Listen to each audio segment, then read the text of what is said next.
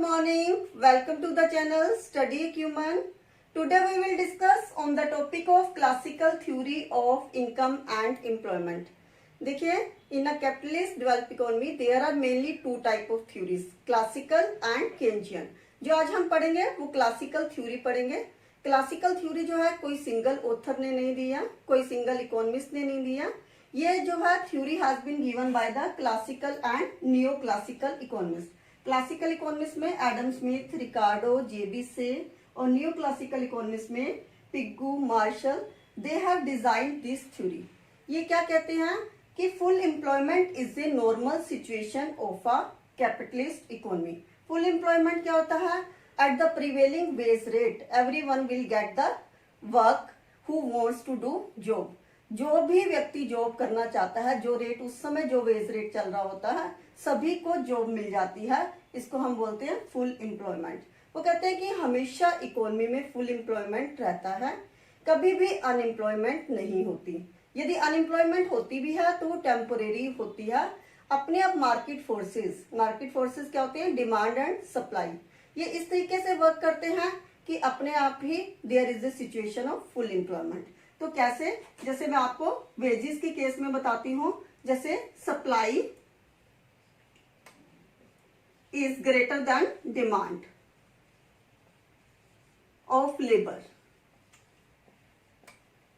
यदि लेबर जो है उसकी सप्लाई ज्यादा है और डिमांड कम है मार्केट में, तो ऐसे में क्या होगा? वेज रेट कम हो जाएगा. अब देखिए, वेज रेट कम होगा तो हाँ क्या करेंगे? पीपल जो है they demand more labour.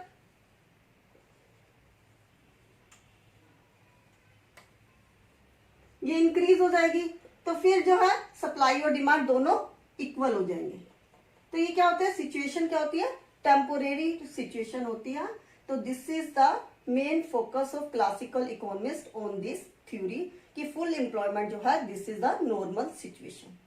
Next topic is exemptions of classical theory of income and employment. First is perfect competition. देखिए, इसकी पहली एग्जम्पशन, परफेक्ट कंपटीशन जो है should be prevailing in the market. Perfect competition क्या होता है? जिसमें होमोजीनियस गुड्स होती हैं और कोई भी सिंगल सेलर और बायर जो है प्राइस के ऊपर इफेक्ट नहीं डाल सकता. प्राइसेस जो है वो इंडस्ट्री डिटरमाइन करती है. सेकंड पॉइंट है रैशनल मैन. जो ये क्लासिकल थ्योरी जो है इसमें जो पर्सन है वो रैशनल होता है, वो अपने सेल्फ इंटरेस्ट के लिए काम करता है. Next point, money is the only medium of exchange. ये जो मनी जो है इसको हम सिर्फ मीडियम के लिए यूज करते हैं. मनी जो है किसी और चीज पे इफेक्ट नहीं डालता, जस्ट हम लेन देन में ही यूज करते हैं. Next point, flexibility of price, wages and interest. ये प्राइसेस, वेजेस एंड इंटरेस्ट जो है फ्लेक्सिबल होते हैं. ये अकॉर्डिंग टू रिक्वायरमेंट चेंज होते रहते हैं. Next point, laces fair. इसमें क्या होता है? गवर्नमेंट की कोई इंटरफेरेंस नहीं होती. Prices are determined by demand and supply. Next point, equality between saving and investment. जो सेविंग एंड इन्वेस्टमेंट है ये जो है रेट ऑफ इंटरेस्ट जो है डिटरमाइन करता है, इसलिए दोनों जो है इक्वल होते हैं. क्लोज्ड इकोनॉमी, इसमें कोई भी फॉरेन ट्रेड नहीं होता. शॉर्ट टर्म प्रोडक्शन फंक्शन, ये जो है this is prevailing in for a short term. Short term क्या होता है? जिसमें कुछ फैक्टर जो है फिक्स्ड होते हैं, कुछ वेरिएबल होते हैं. जो लेबर जो होता है वो क्या होता है? वेरिएबल होता है, इसलिए that effect on the prices. So these are the assumptions of the classical theory of income and employment. Next topic is determination of full employment and output. देखिए, क्लासिकल थ्योरी हमें बताती है जो प्रोडक्शन है, output है, it depends upon the inputs. हमारे input कौन कौन से हैं? Land, capital, labour and technology. तो जो आउटपुट और इनपुट में रिलेशन होता है it is called production function. लेकिन जो ये क्लासिकल थ्योरी है ये शॉर्ट रन में लागू होती है. So in the short run other factors are fixed. Production किस पे डिपेंड करता है? ओनली इन एम्प्लॉयमेंट, लेबर के ऊपर डिपेंड करता है. तो देखिए, जैसे जैसे हमारी एम्प्लॉयमेंट बढ़ती है तो आउटपुट भी बढ़ता है. लेकिन आफ्टर अ सम पॉइंट यदि एम्प्लॉयमेंट बढ़ती है तो आउटपुट इंक्रीज तो होता है पर उतना इंक्रीज नहीं होता। It has been shown in the diagram. देखिए डायग्राम में मैंने आपको दिखाया है, दिस इज द डीडी का, दिस इज द प्रोडक्शन का। देखिए एम्प्लॉयमेंट कितना है, एन है, production is P, employment increase हुई N to N one, production is also increase P to P one, फिर again employment increase N one to N two, लेकिन production उतना नहीं बढ़ा है। तो इसलिए जो है फुल एम्प्लॉयमेंट की सिचुएशन ही इसमें रहती है। यदि कभी अनएम्प्लॉयमेंट की सिचुएशन भी आती है तो it has been sorted out by the demand and supply. तो इसके लिए हमें लेवल ऑफ एम्प्लॉयमेंट को लाने के लिए डिमांड फॉर लेबर और सप्लाई ऑफ लेबर की कर्व का पता होना चाहिए। तो डिमांड ऑफ लेबर का क्या है, क्वांटिटी ऑफ लेबर जो है उसका रियल वेज रेट से जो है इनडायरेक्ट रिलेशन होता है। कैसे, जैसे यदि वेज रेट हमारे कम होते हैं तो क्वांटिटी बढ़ जाती है, जैसा कि डायग्राम में शो किया। तो हमें लेबर हम कितनी रिक्वायरमेंट करते हैं, लेबर की रिक्वायरमेंट हम उस पॉइंट तक करते हैं जहां पे हमारे real wages is equal to marginal physical productivity. Real wages क्या होता है, जो अमाउंट जो है गुड्स एंड सर्विसेज को खरीदने के लिए स्पेंड की जाती है उसको रियल वेज रेट कहते हैं। और मार्जिनल फिजिकल प्रोडक्टिविटी क्या होती है, एक एक्स्ट्रा यूनिट लेबर की इंक्रीज करने से टोटल प्रोडक्शन में जो चेंज आता है उसको हम मार्जिनल फिजिकल प्रोडक्टिविटी कहते हैं। जैसे सपोज कर लीजिए एक लेबर है, हमारा टोटल प्रोडक्शन कितना है 15 यूनिट्स का, यदि हम दूसरा लेबर लगाते हैं तो हमारा आउटपुट होता है 22 का। तो कितना हुआ कि एक यूनिट एक्स्ट्रा यूनिट लगाने से टोटल प्रोडक्शन में कितना चेंज आया, 7 का। तो this is known as marginal physical productivity. तो इसका रियल वेजेस और क्वांटिटी ऑफ लेबर से डायरेक्ट रिलेशन होता है, तो इसलिए जो है दिस इज डाउनवर्ड्स। ऐसे ही supply of labour, supply of labour में क्वांटिटी ऑफ लेबर और रियल वेज रेट का पॉजिटिव रिलेशन होता है।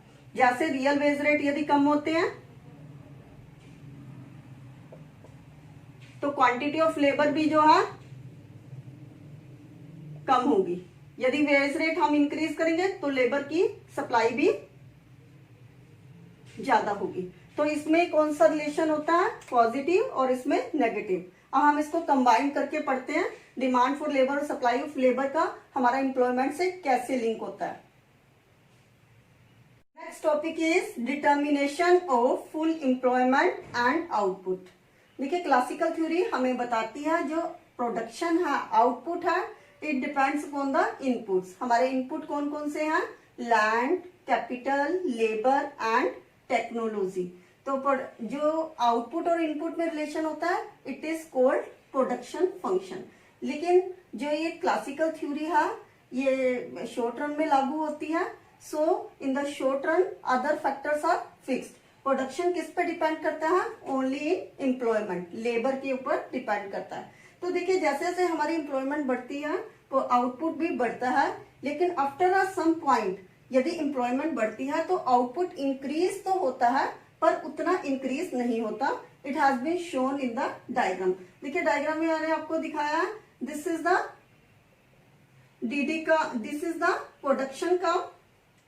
देखिए एम्प्लॉयमेंट कितना है, एन है, production is P, employment increase हुई N to N one, production is also increase P to P one, फिर again employment increase N one to N two, लेकिन प्रोडक्शन उतना नहीं बढ़ा है।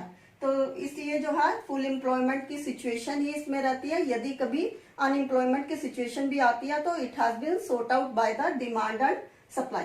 तो इसके लिए हमें लेवल ऑफ एम्प्लॉयमेंट को लाने के लिए डिमांड फॉर लेबर और सप्लाई ऑफ लेबर की कर्व का पता होना चाहिए। तो डिमांड ऑफ लेबर का क्या है, क्वांटिटी ऑफ लेबर जो है उसका रियल वेज रेट से जो है इनडायरेक्ट रिलेशन होता है। कैसे, जैसे यदि वेज रेट हमारे कम होते हैं तो क्वांटिटी बढ़ जाती है, जैसा कि डायग्राम में शो किया। तो हमें लेबर हम कितनी रिक्वायरमेंट करते हैं, लेबर की रिक्वायरमेंट हम उस पॉइंट तक करते हैं जहां पे हमारे real wages is equal to marginal physical productivity. Real wages क्या होता है, जो अमाउंट जो है गुड्स एंड सर्विसेज को खरीदने के लिए स्पेंड की जाती है उसको रियल वेज रेट कहते हैं। और मार्जिनल फिजिकल प्रोडक्टिविटी क्या होती है, एक एक्स्ट्रा यूनिट लेबर की इंक्रीज करने से टोटल प्रोडक्शन में जो चेंज आता है उसको हम मार्जिनल फिजिकल प्रोडक्टिविटी कहते हैं। जैसे सपोज कर लीजिए एक लेबर है, हमारा टोटल प्रोडक्शन कितना है 15 यूनिट्स का, यदि हम दूसरा लेबर लगाते हैं तो हमारा आउटपुट होता है 22 का।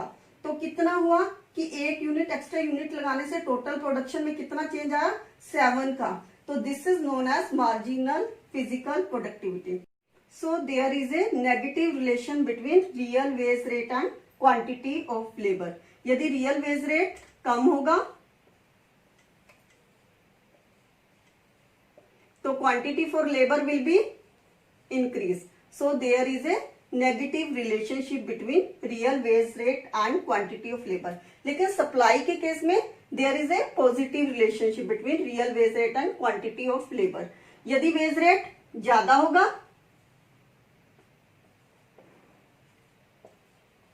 तो क्वांटिटी ऑफ लेबर जो है ये भी ज्यादा होगा। तो हम इन दोनों को, demand for labour and supply of labour जो है, कैसे लेवल ऑफ एम्प्लॉयमेंट को डिटरमाइन करते हैं, हम इनको कंबाइंड में पढ़ते हैं।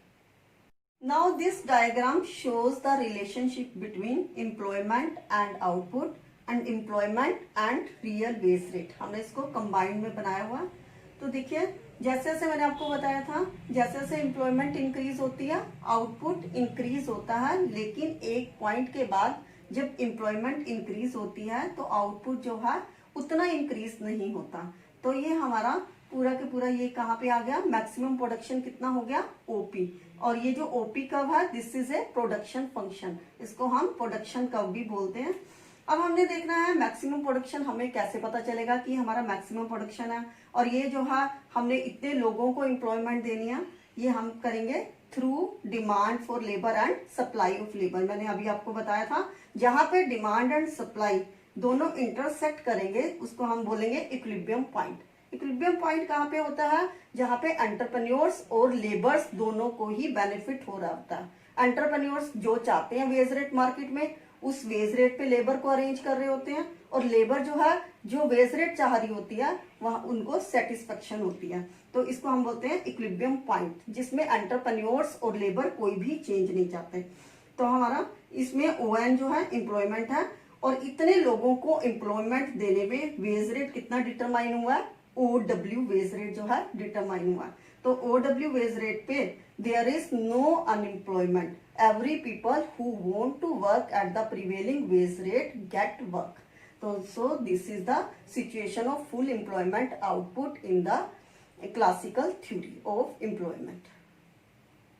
Next topic is how is full employment equilibrium maintained, या क्लासिकल थ्योरी ऑफ एम्प्लॉयमेंट को हम किन किन ग्राउंड्स में शो कर सकते हैं। फर्स्ट है flexibility of wages and price, इसको हम बोलते हैं equilibrium in labour market. Second case है validity of quantity theory of money और इक्विलिब्रियम इन कैपिटल मार्केट। ये लेबर मार्केट में है, ये कैपिटल मार्केट में। और थर्ड वन गुड्स मार्केट में, उसको हम बोलते हैं सेज लॉ ऑफ मार्केट।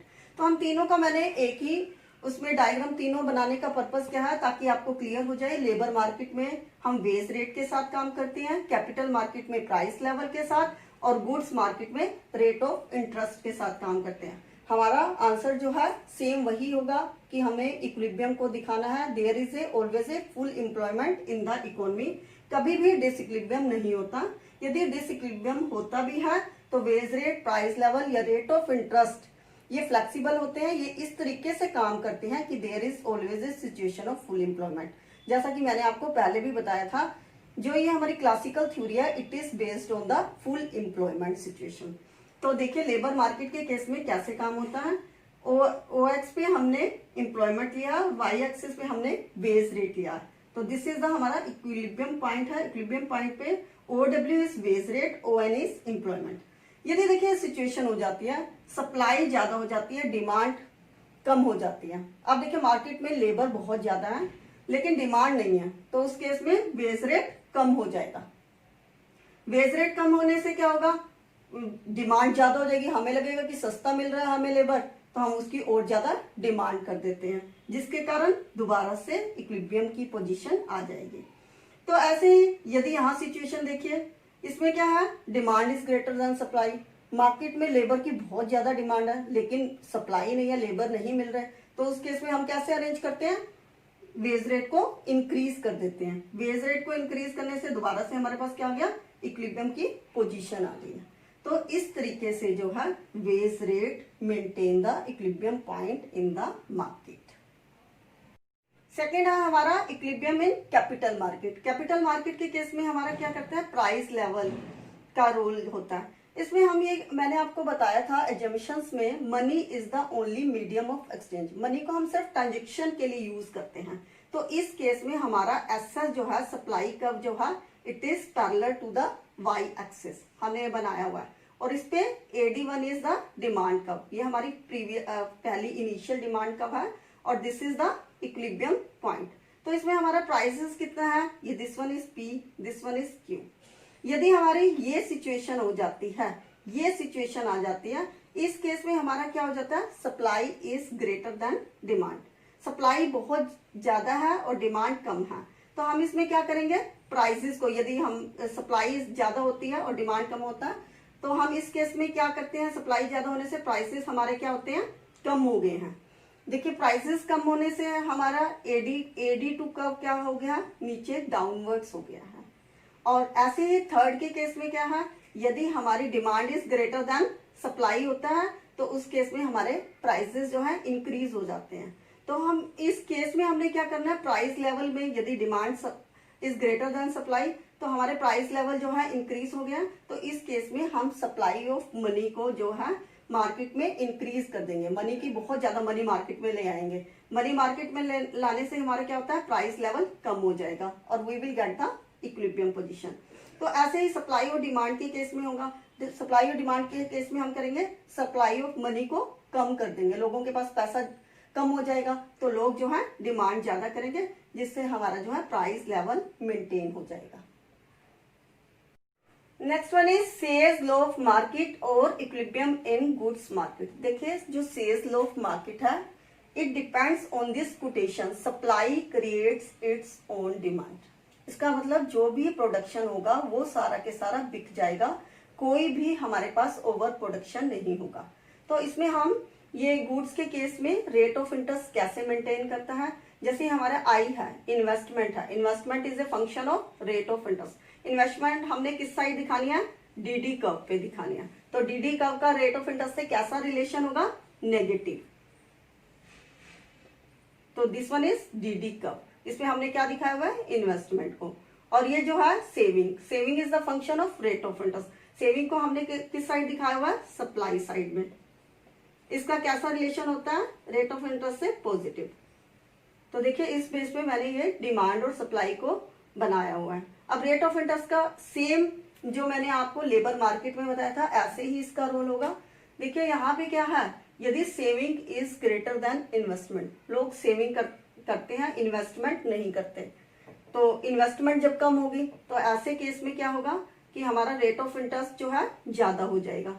ये रेट ऑफ इंटरेस्ट कितना है, 8 से इंटरेस्ट रेट ज्यादा है। तो हम इस केस में क्या करेंगे, यदि सेविंग ज्यादा है और इन्वेस्टमेंट कम है, रेट ऑफ इंटरेस्ट को कम कर देंगे। तो और यदि यहाँ पे सिचुएशन है, यहाँ पे investment is greater than saving, तो इस केस में हम रेट ऑफ इंटरेस्ट को बढ़ा देंगे। तो सेविंग जो है रेट ऑफ इंटरेस्ट जो है, they will be able to maintain the investment and saving. So these are the 3 points which we have discussed in the classical theory of employment. Next topic is criticism of classical theory of employment. हाँ, ये जो है according to Keynes it has been criticized in the different grounds. First point, sales law of market is unrealistic. मैंने आपको बताया था sales law of market पे based होती है। सेल्स लॉ ऑफ मार्केट क्या होता है, supply creates its own demand, कि जितना भी प्रोडक्शन है वो सारा के सारा बिक जाता है, लेकिन ऐसा मार्केट में नहीं होता। तो there is always a over production and under production, so this assumption is unrealistic. Second point, saving and investment are not interest elastic. ये क्लासिकल थ्योरी बताती है saving and investment both depends upon the rate of interest, लेकिन actually में saving जो है it depends upon income और investment it depends upon rate of interest. So we will not get the same result, हम equal नहीं कर सकते saving and investment को। Next point, criticism of flexibility of ways argument. तो हम इसमें बताते हैं कि हम जो है मार्केट में सिचुएशन को टैकल करने के लिए वेज रेट को कम ज्यादा कर जाते हैं, लेकिन जो हमारी ट्रेड यूनियंस हैं वो हमें वेज रेट एक लिमिट के बाद कम करने नहीं देती, जिसके कारण हम एम्प्लॉयमेंट को अचीव नहीं कर पाते। Next point, absence of automatic adjustment. तो इसमें मैंने बताया था कि full employment is a normal situation और डिमांड और सप्लाई इस तरीके से वर्क करते हैं कि ऑटोमेटिकली जो है there is always a full employment. लेकिन वैसे क्या होता है, generally external factor like government policies जो है they also affect the employment level.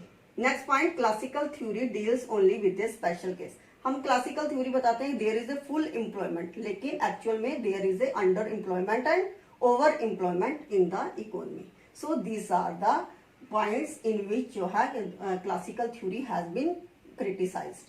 So now this topic is finished. For more videos, please like, share and subscribe my channel.